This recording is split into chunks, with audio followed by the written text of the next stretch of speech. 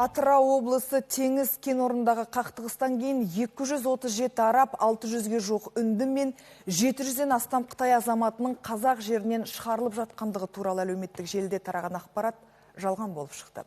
Сондай-ақ теңіз Шевройл акционерлік қоғамы CCAP компаниясымен арадағы келісім шартты бұзып, кен орнындағы барлық жұмысты тоқтатты деген мәліметті де компанияның ресми өкілі жоққа шығарды. Түріктер кетіп баратыр ауылдарына, түрік араб солар сумкаларын салып кетіп баратыр.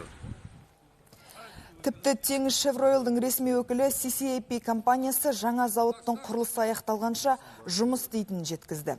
Әзірге тек зауыттың құрылыс алаңындағы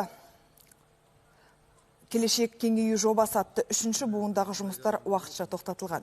Оның өзі жақын күндері қайта жалғасады дейді. Теңіз Шевройл өндіріс жұмыстарын жақын